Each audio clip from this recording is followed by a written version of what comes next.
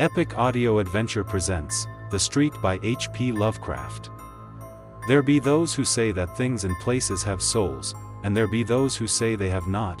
I dare not say, myself, but I will tell of the street. Men of strength and honor fashioned that street, good, valiant men of our blood who had come from the blessed isles across the sea. At first it was but a path trodden by bearers of water from the woodland spring to the cluster of houses by the beach. Then, as more men came to the growing cluster of houses and looked about for places to dwell, they built cabins along the north side, cabins of stout oaken logs with masonry on the side toward the forest, for many Indians lurked there with fire arrows. And in a few years more, men built cabins on the south side of the street. Up and down the street walked grave men in conical hats, who most of the time carried muskets or fowling pieces. And there were also their bonnet wives and sober children. In the evening these men with their wives and children would sit about gigantic hearths and read and speak.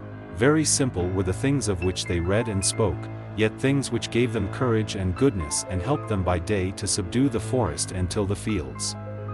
And the children would listen, and learn of the laws and deeds of old, and of that dear England which they had never seen, or could not remember. There was war. And thereafter no more Indians troubled the street.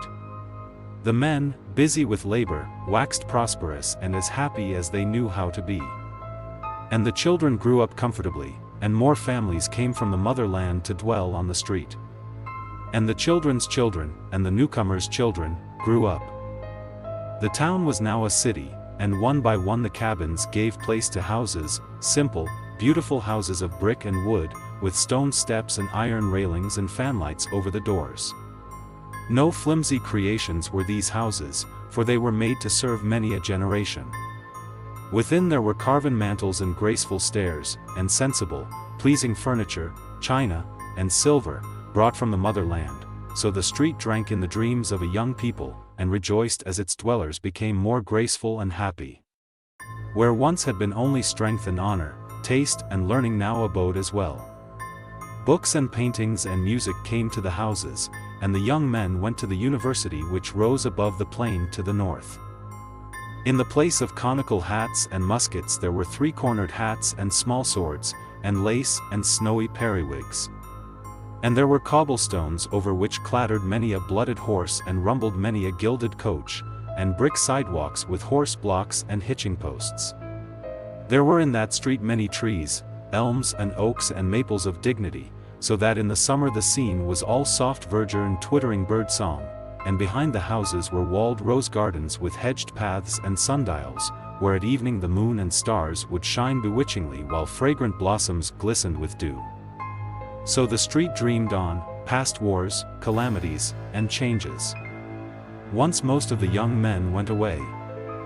And some never came back. That was when they furled the old flag and put up a new banner of stripes and stars.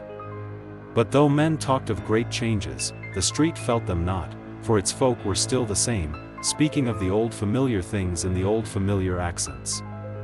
And the trees still sheltered singing birds, and at evening the moon and stars looked down upon dewy blossoms in the walled rose gardens.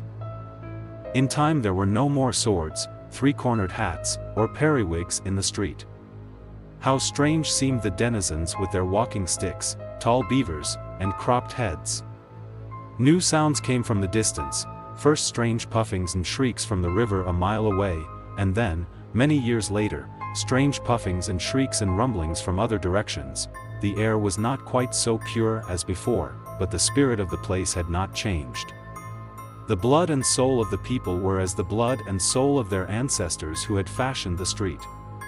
Nor did the spirit change when they tore open the earth to lay down strange pipes, or when they set up tall posts bearing weird wires. There was so much ancient lore in that street, that the past could not easily be forgotten. Then came days of evil, when many who had known the street of old knew it no more, and many knew it, who had not known it before. And those who came were never as those who went away, for their accents were coarse and strident, and their mien and faces unpleasing. Their thoughts, too, fought with the wise, just spirit of the street, so that the street pined silently as its houses fell into decay, and its trees died one by one, and its rose gardens grew rank with weeds and waste. But it felt a stir of pride one day when again marched forth young men, some of whom never came back. Over the seas there was a great victory, and in triumph most of the young men returned.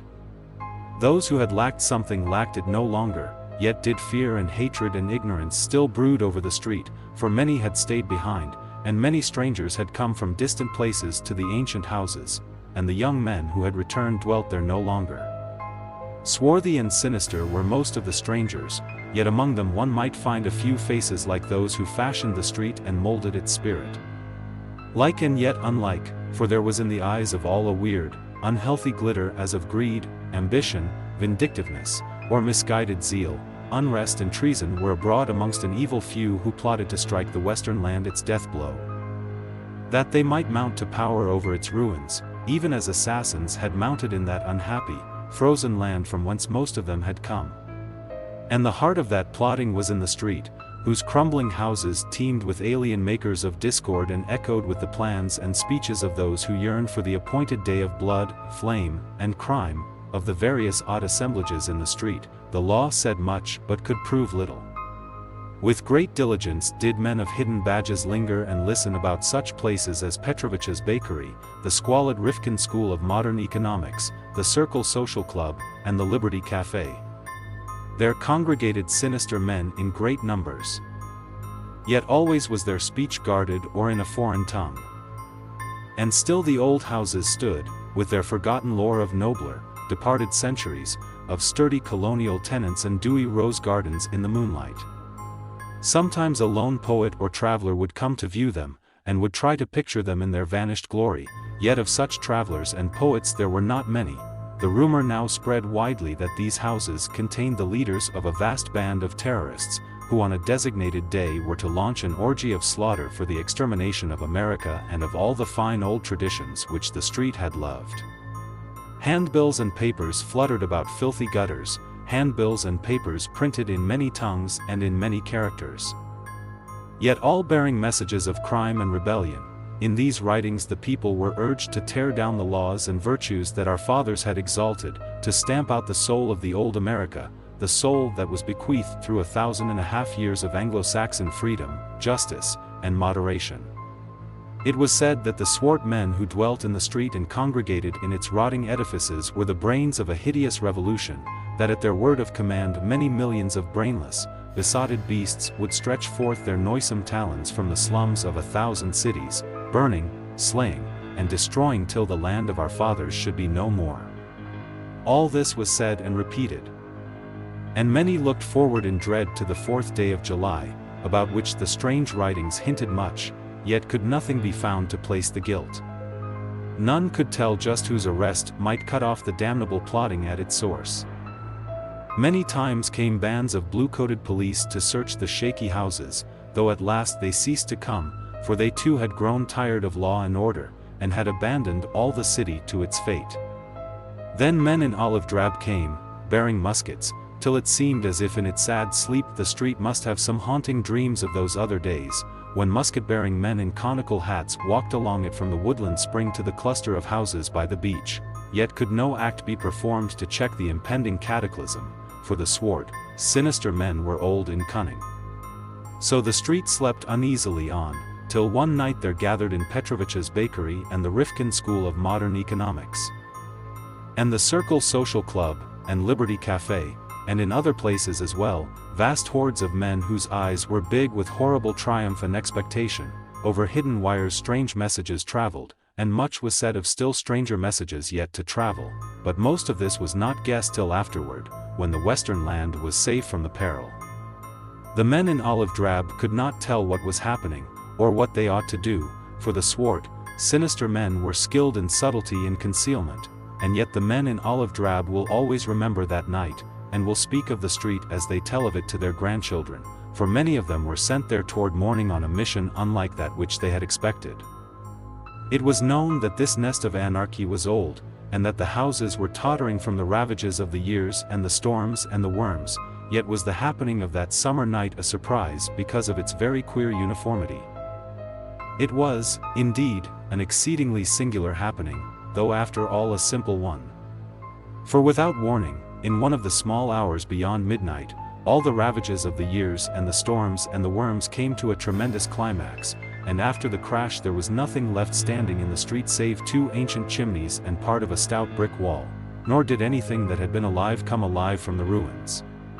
A poet and a traveler, who came with the mighty crowd that sought the scene, tell odd stories.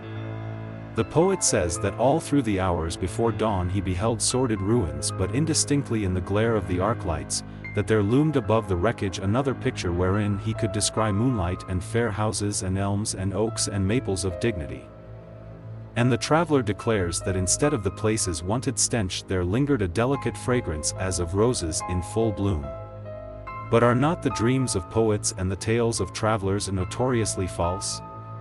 There be those who say that things and places have souls, and there be those who say they have not. I dare not say, myself, but I have told you of the street. Thank you for listening. If you like our recordings, consider liking this video and subscribing to our channel, so you don't miss any more audiobooks.